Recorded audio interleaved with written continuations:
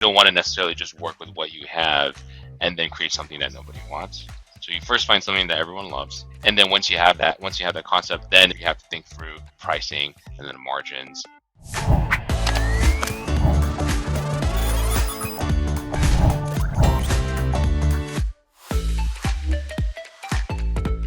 Hello and welcome to the Gross Profit Podcast. My name is James Kennedy. I'm the CEO and co-founder at procurementexpress.com. We take the hassle out of managing SMB spend without buying an ERP. Today I've got Kenny Jen from QuantFi.us, and we're going to dive into today the art and science of vendor management. I meet a lot of people who say, yeah, I manage my vendors, but really all that means is they scream at people down the phone when things go wrong. And we all know that the textbook talks about building relationships, but I think Kenny is one of the few people I've found that really has done that. And we're going to get into the investment and the payoff in that process. Kenny, thank you very much for coming on the show. Maybe you could kick us off with telling us something about you that not many people know. Yep. Great to meet you, James, and really happy to be on here. So I think I can start off with a fun fact on myself, which is that I'm a breakdancer. I've been breaking for over 18 years now, actually. And I think a unique way that I approach the dance is actually combining something that I do on my day-to-day in finance, which is I actually model out my dance combos on Excel. And in a very similar way as to how modeling is used, I name my moves and combos and put it together. So essentially it's a scenario build, and then I practice it, see whether or not it works, and then I'll change it accordingly. So it's very much like a budget versus actuals process. You know what? I've asked a couple of people to tell something about you don't know, but this was the one that's knocked me over the most. Excel and breakdancing in one sentence. I love it. It's just brilliant. I'm going to tell everyone about this now. What did you make of the recent controversy in the Olympics? Oh, right on. Yes. It was one of those things where the silliness of her performance, I think, almost outshines even the winning gold medalists. But I would say I've been in the scene for over a decade now, and it's still, I would say, a privilege to see the dance get as far as it has. The dance getting into the Olympics, and the fact that it actually got as far as ending up there, I think, still speaks a lot to how far the dance has been able to progress. I'm sure it's done great. I didn't even know breakdancing was in the Olympics until that happened. And then I started Googling the dances, and I was like, oh, this is awesome. It probably did a favor to the sport, maybe. No, that's most definitely. I think it's also, at the very least, led to quite a few number of sponsorships, as well as, a lot of people who have been trying to make a living off of it really take that opportunity and now become full-fledged athletes. Okay. Now, using Excel to plan out your breakdance moves isn't the only time you use Excel. So maybe you could break us down a little bit of your credibility section here. Tell us a bit about your recent experience so that we know where you're coming from professionally. Definitely. So as of right now, I am the co-founder of QuantFi, which is a strategic finance firm that specializes in providing fractional CFO services to startups and emerging companies, particularly within the consumer packaged goods space, and as well as other sectors as well. And in terms of my history, I started off in investment banking, did that for a couple of years, really got into the fractional space in an interesting way through a venture capital fund that I worked for a couple of years. I had a chance to work with a lot of different companies at the same time, work with the management teams on their fundraising, strategic finance, board meetings, and so on and so forth. And then from there, really got tactical with applying a lot of the financial concepts into actionable day-to-day strategic moves with my time in a cannabis brand in Los Angeles, where I was managing the supply chain, product development, as well as the financial side of things. And then afterwards, I was a fractional CFO as well as a financial leader for a number of companies at the same time, and ultimately ended up founding my own firm. Okay, so cannabis is a very hot area and very touchy area. You have to be careful, I guess, and we're going to get into that a little bit later on. Let's start off with the supply chain. So supply chain for most people, I guess, means dealing with overseas suppliers. What's your approach? Because you're sitting here in the US or Europe, you've got an idea for a product you want to bring alive. I guess you go on to AliExpress or Alibaba. I don't know what you do. Like, how do you get started with deciding I want to design something and bring it in for sale here? Yeah, I would say really the first goal should be making a good product. So really thinking through what is the minimum viable means to develop something of which that customers are willing to pay and they are going to love it. I think starting from there is where you then work backwards into, well, how does now the supply chain work? Because you don't want Right. to necessarily just work with what you have and then create something that nobody wants. So you first find something that everyone loves, and then once you have that concept, then you have to think through pricing and then the margins. Alibaba, definitely a great way to source some products. There's, I think depending on the sector that you're in, as well as the materials that you're looking at, you can start doing some research as to the proper companies of which you'll find most competencies in terms of manufacturing. For Mm-hmm. example, with rolling papers and those types of materials, those tend to be pretty good in South America and Latin America as well. And for Interesting. other materials, you may be able to find that in China. And then it really just depends on what you're trying to build there, as well as the existing manufacturers. It helps a lot to have a broker who is experienced with the network of factories that are within those regions. Okay, that's interesting. So I wouldn't have thought of getting a broker. So, but you'd recommend this. So let's say, okay, you need some tacit knowledge. And the first thing you said there, which makes sense from a startup world, is, find out, don't just go and find something and then try and sell it to people who may or may not want it. You want to go the other way around. Does that mean you can do test runs, or practically, how do you do that? Do you like come up with an idea, do a small test run, give it to people, then go back? What's your process? Yeah, so when you really start thinking about the production side of things, a lot of these vendors will typically allow for the creation of samples and the Right. test runs, right, as well, right? So the very important aspect of once you have a product in place is to go out and really source a bunch of, whether it's through a broker or directly from the manufacturers themselves. But now you really have to get sample materials, ideally them allowing to provide you everything up to spec. So that way you can actually see what the end product may look like. And if they are willing to be a partner with you and they are interested in having your business, they should be able to at least get pretty far in terms of how close you are wanting it designed. And how do those broker deals work? Do you put them on retainer, or where do you go to find them, for example? Where would you recommend to start finding good brokers? I would really recommend, honestly, the network. There are potentially, you can certainly source them online. There's a lot of them that are posting online, but at the same time, there are many that are really just through personal relationships. A lot of the Right.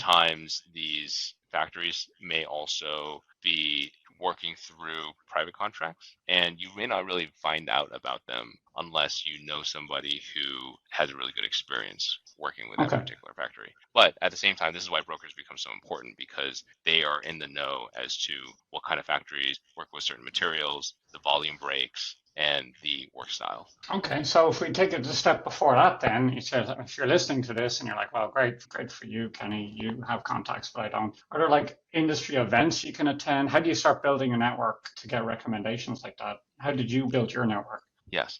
So industry B2B networks are always a great idea. A lot of them will be exhibiting at booths, and usually there's quite a few directories as well that you can start and reach out to. Hmm. I would also recommend looking at products that are out there and brands that you may have connections with, and ask them yourselves as to who they've been using and where they've had success as well. A lot of brands who are already out there and scaled have gone through the painful measure of sourcing hundreds of vendors before they find someone that they actually work really well with. So it's Okay. definitely helpful to look at their scars and see if there's anything that they've come across that may actually work for yourself. Okay, so you find maybe a product in the area you like, maybe look up on LinkedIn. Are you looking for kind of procurement officers or CFO? What's a typical title if you want to reach out to these people and try and build a relationship? Is procurement the right word? Yeah, procurement is one. Usually, those are pretty scaled teams at that point. You're working with Yeah, companies that are already at, maybe at least tens of millions of dollars to have a procurement person to manage all those vendors. If you're really looking for, I'd really recommend finding a product that seems and looks like the material that you're really trying to go for, and reaching out to the mm, CEO a lot of the times, especially if it's a smaller brand, you may want to look out for somebody who is also dealing with the same level of scale that you are. got it. Okay, that makes a lot of sense. So not someone like 10 steps ahead, but one step ahead because they're Yep. going to have more empathy, probably more open to working with you or giving you a handout because they were where you are a while back. Yeah, looking at comparable products, if they're using similar materials, reaching out through LinkedIn and giving an earnest reach out, I find to be quite effective as well. So when you're modeling, say, a product that you want to bring, you want to think, oh, I want to get this manufactured, etc. Are there benchmarks that you look for? Like you're saying, listen, we got to have at least 60% gross margin, or like when you must be sort of the brainstorming phase, you're thinking, oh, we could do this, we could do that. Are there financial metrics that rules of thumb that you're like, okay, I got to have at least these sort of metrics before we even start doing these test runs? Yes, there do tend to be certain margin targets and rooms for cushion that you have to aim for. And usually I start with looking at comparable pricing amongst your competitor set. You want to be able to see kind of where your ceiling is, and then also based on where you are in the supply chain and where you expect certain spend categories to be, you can back into where your target margin is, right? So for example, if you're looking at retail in a retail channel and pricing is at $20, you may expect that wholesale selling to the retail channel is going to be 10. And then if you're looking at a certain, maybe like half of that being related to sales and marketing, and then maybe another 20% being cost of goods, then you can essentially get 30% margin there. And do you have a go-to, like going directly to retail or supplying into other as a wholesale distributor? Where do you think, where's the easiest? I say easy money, there's no easy money, right? But like, is it easier to bring it all the way to the consumer, or is it smarter to try and sell into a retail chain, or what's your approach? Well, when it comes to developing a new product, direct to consumer, I would say, has the closest connection to getting validation on the Right. success of your product, right? Okay. You have fast ability to get consumer data, you can see the relationship, and from there you then go into retail. And how much capital do you need to start it on one of these projects? To really validate a product, you can likely hone something together. Depending on the product, could be a couple bucks to a few $100s to a few thousand, depending on the level of sophistication. In terms of creating something that you want to use just to get out there and have a conversation with, really, I think it shouldn't be more than a few $100s, depending on the quality of the product as well as the machinery that you're dealing with as well. Now, we're talking about bare bones minimum, something that you can see whether or not someone can give you feedback with, but it's also a very different story if you're now trying to look at a world where now it's polished branding at scale, then that's a very different story. Okay, and that's where I guess you want to bring in, if you are smart about it, if you can afford it, a fractional CFO to help you model that out and say, okay, I think I have something here, Kenny. Before you start committing, I'm guessing it's going to be tens of thousands of dollars at least to really go to scale. Then okay, but it's surprisingly cheap to get going. So I'm kind of interested here. You're converting me from a software entrepreneur to D2C. Let's see how this goes. Now we promised we're going to talk about vendor relationship. So let's say, okay, great, I've done my test market, I've hired a broker, seems like people are buying in my local market or wherever I'm distributing it. And now I'm going to the stage where, okay, you've got to decide to pick a supplier to work with. Now, I guess it'd be nice if I could do it from behind my computer, but I get the sense that you kind of been starting investing in suppliers at that stage. So what's your approach to vendor management? Someone you're going to need to rely upon and deliver good service. Yeah, this is coming from my experience during my time when I was in the cannabis company. I worked with up to 10 to 15 vendors at a given time, had a pretty sophisticated evaluation process for choosing which ones I ended up wanting to work with. And so usually that the product testing phase is where you're really able to tell the amount of commitment that these manufacturers are willing to give with you, as well as the amount of attention. So usually from the evaluation process, I'm looking at asking for product samples, and even based off of the way that they're interacting with me as to how far along they're willing to customize a product to see how close they can get to what I have in mind, or if they're just giving me their generic side production, I think can speak a lot to the amount of commitment that they're willing to do. You can also just tell by the way that they're communicating and prioritization of their meetings with you, as well as getting back to you, that where you fall in how enthusiastic they are on you becoming a bigger client down the line. Okay, so this is starting to sound a bit like a recruitment process. So would you do like 2 or 3 samples with 2 different suppliers, and then decide at that stage are you on the phone with them? How are you starting to build this relationship? Some of them rule themselves out, I guess, just by not being that interested. A lot of the times it depends on the manufacturer, and sometimes you can't tell how they're managing the clientele as well. And so, when you first reach out to them, I usually try to target at least 5 to 7 as a start, and really just get the initial product sample, see how they are handling the intake, the responsiveness of the person who is assigned to me, whether it's the owner or potentially an account manager. Have a conversation with them as to timeline, how fast they can really get certain iterations, see if I have any critiques and commentary. I think one of the most important things is really how they respond to my feedback on the initial samples and how close they get to rectifying some of the requests for changes. And then from there, really, I would say a lot of it is a combination of phone calls and emails. So a lot of them will work with pretty differently, but usually I like working with them through video calls and phone calls, because now I can really get quite descriptive as to what I'm looking for in the specific measurements. Okay. And is there a stage where, so it's only a couple of $100 each one, but you want to do 7 or 10 maybe samples. So maybe a couple of grand to get going with your initial phase. Then you get into, okay, we're down, we're ready. You pick you had video and phone calls with people, so you're getting a sense of people. When do you get on a plane? That's what I'm kind of asking. Is it ever worth getting on a plane? Have you done that? And does it pay off?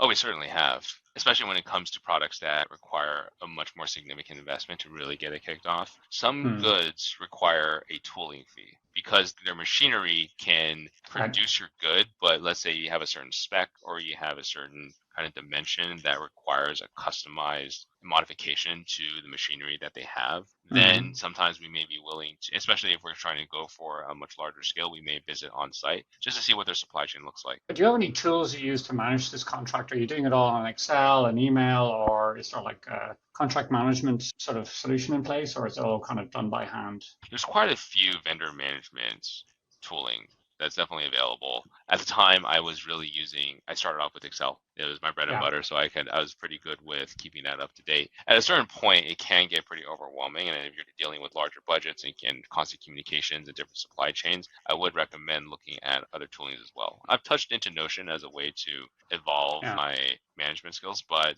I would definitely say there's probably quite a few vendors now who are specialized Yeah. in dealing with these day to day. Yeah, it sounds like it. Like you got 15 vendors, you're trying to keep it straight. I mean, you need some sort of process there to keep on top of things. So let's get into some case studies here, because maybe to show off how this can pay off, if you like. There's a vendor in Hong Kong that you spent a good bit of time with, I believe. Tell us about how you build this relationship with these people in Hong Kong and how that's paid off. What sort of conversations do you have with them? Is it all business? How do you deepen that relationship so they are invested as new as you are in them?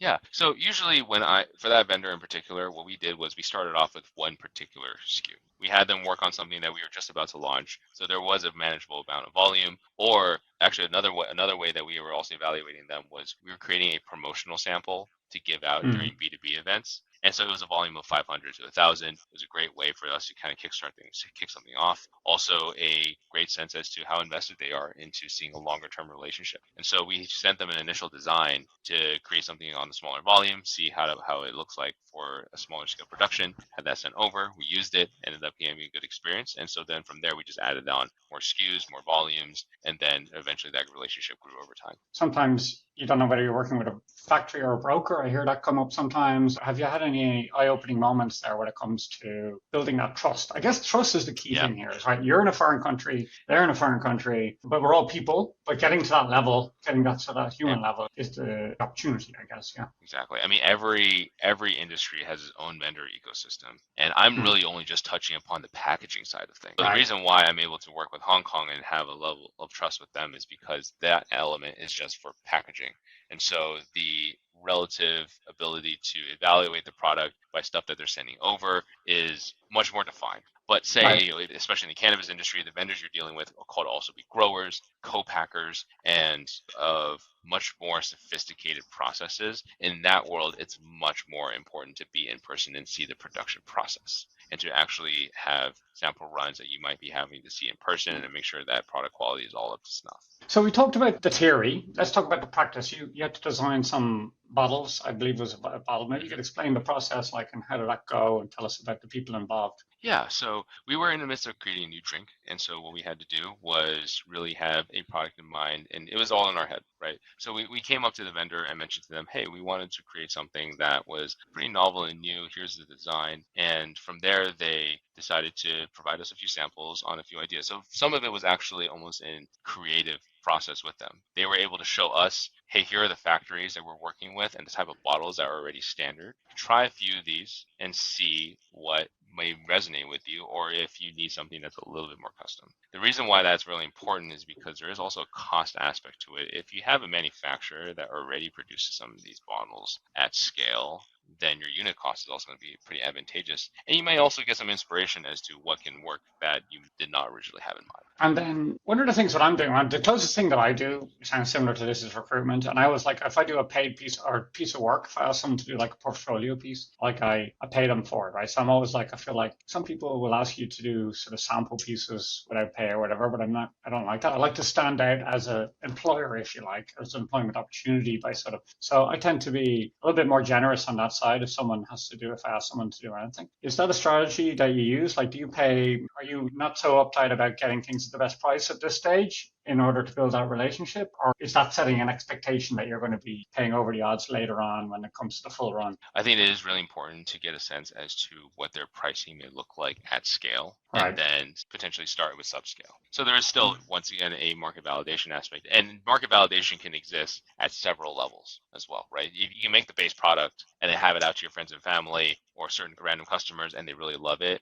And then the next step is to test what it looks like on a certain channel, whether it's retail or scale direct to consumer, and then see whether or not that works. There's a lot of small details that people tend to overlook when it comes to scaling up that validation. For Yeah. example, when you are going to retail, how the packaging may look on the shelf, it may be a very different tactic than, say, you're giving it out at a booth. Because when you're looking at it at a shelf, it also has to be in perspective of what your competitors are also designed on as well. And if you have I a like that. monochromatic color and everything else looks the same, you're not going to be able to stand out. Same thing with also if you're designing something that's for Amazon. You also have to think about the perspective of when someone is scrolling through that, whether or not your product does have that level of differentiation, which are small details that I think most operators don't realize can be punitive in terms of the design until they actually have it on there and they don't see the result, and then they have to wonder and investigate what's going on. And that is why I'm of the fan that it's okay to be playing at not ideal margins at subscale as long as it's for you're paying for a specific purpose.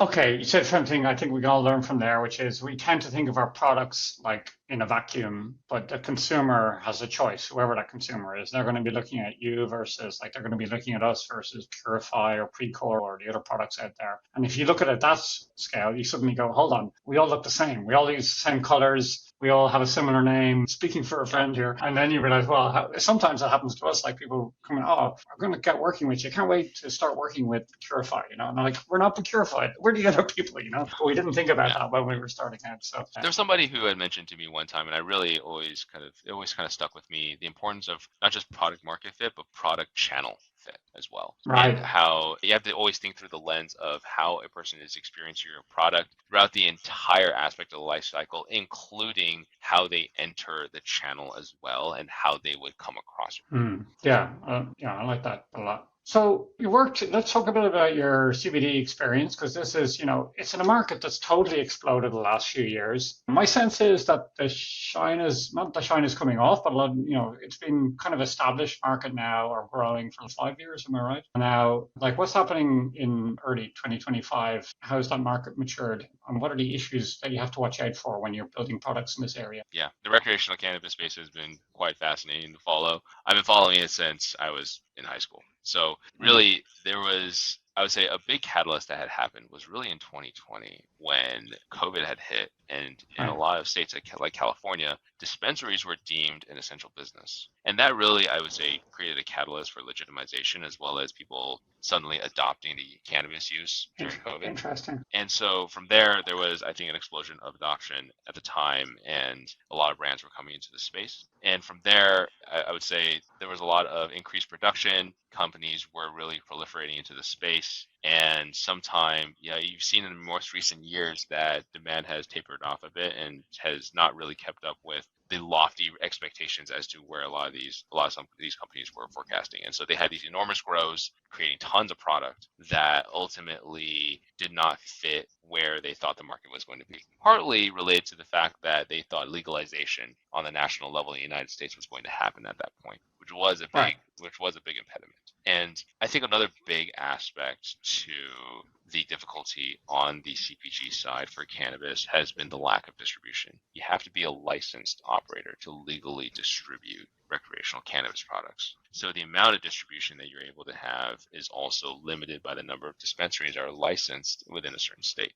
Now, the problem Right. with that is you now have the product channel experience is now very nuanced. A consumer has to be able to go to a dispensary to then go purchase the product. When you look at typical CPG, food and beverage, it's the key part is availability. there's a grocery store in every corner, a convenience store everywhere. And so it's not really restricted to a certain channel. That Right. allows for trial as well as an ability to experience a product a lot more. Now you're thinking a lot more about how you're able to get their attention in areas that they're already at. Whereas with cannabis, there's also an element of having to get their attention to come to a dispensary and then make that purchase. So in 2025, I think the big trend that is happening is really the adoption of Delta 9 THC products, which is taking advantage of a loophole in the Farm Bill in the United States, which allows products to contain less than 0.3% THC. Now, the nice thing about it is that for beverages and gummies, which do weigh more in terms of,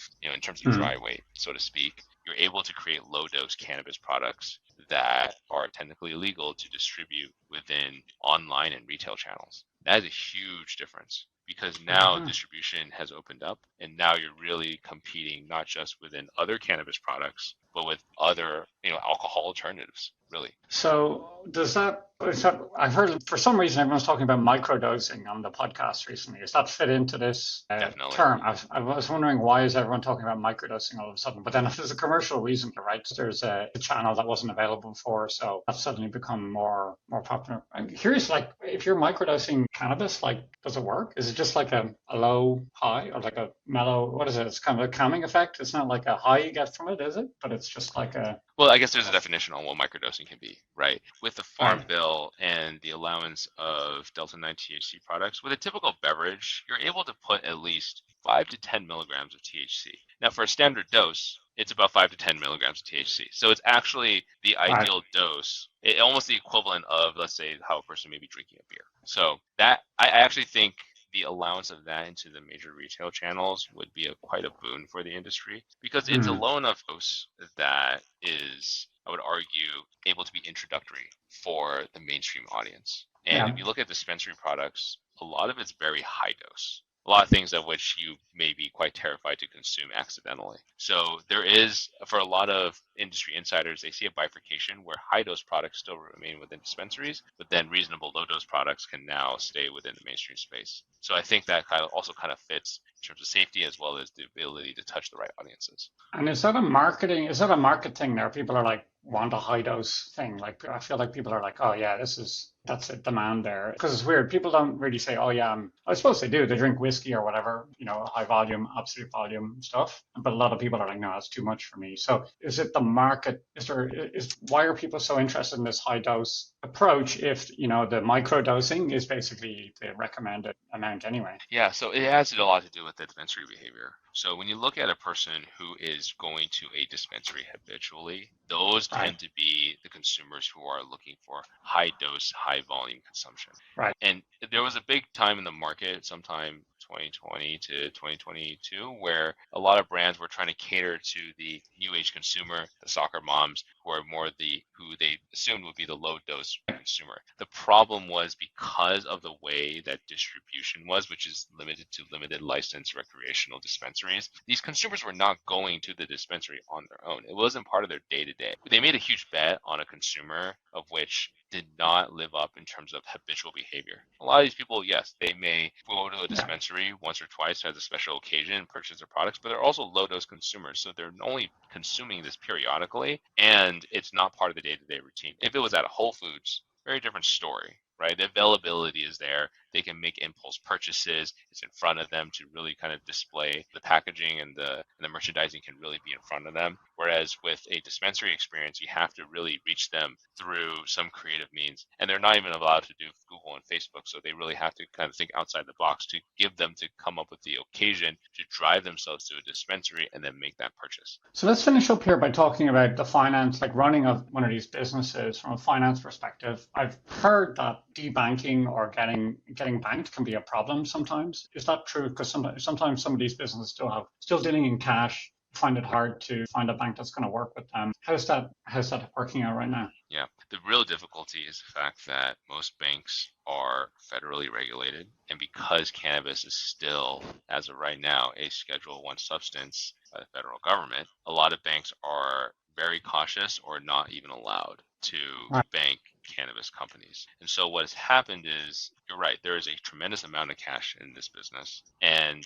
those who are trying to alleviate themselves from that burden, they have to work with local credit unions who are willing or specialize in that and have the proper compliance procedures, or develop the proper product to then be able to properly service that part of the industry at a pretty exorbitant cost. Okay, so you either spend the money on extra security in your premises, or you are going to get higher fees from these specialist providers. You got to be aware of that. You also have to be aware of the vendors and customers that you're dealing with. A lot of the times, some dispensaries may only be distributing and doing business in cash. So sometimes you may actually have to go to the dispensary itself and pick up the cash to then go deposit. Some of them are part of a larger network, and they may also have their own independent bank, of which then you can probably do some kind of level of wire transfer, as long as both of you have the level of proper compliance and banking partner that can do so. Oh yeah, that hadn't even occurred to me. So is it difficult to accept consumer payments through credit card networks or through banking networks because of these regulations still? Do consumers still have to pay by cash or wire transfer?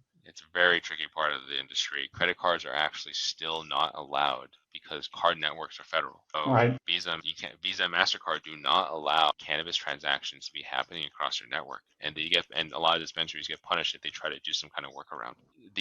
What a lot of dispensaries have done is this ATM approach, which by the way is also still completely illegal, but this is what you're going to see in most dispensaries, which is that you are using a debit card to purchase this transaction, but you're not actually making a direct transaction. You are making a withdrawal. So if, let's say you have a $38 charge, you are making a withdrawal when you scan the card of $40, and then you're paying in cash $38 and getting $2 back in change. Wow. Yeah. You can see why, if the federal change happens, it's totally going to change overnight of inefficiency and issues to work around. Not to mention with the history, I guess, you still got cash, which means, you got the black market still can get involved, I guess, and you still have that. As long as that's involved, it's not going to free the market to be fully legitimized, right? Like, so it's like a big part of what makes the economics of recreational cannabis also so difficult is that because it's still a Schedule 1 substance, you cannot deduct expenses below gross profit in your taxes. So you're taxed at gross profit,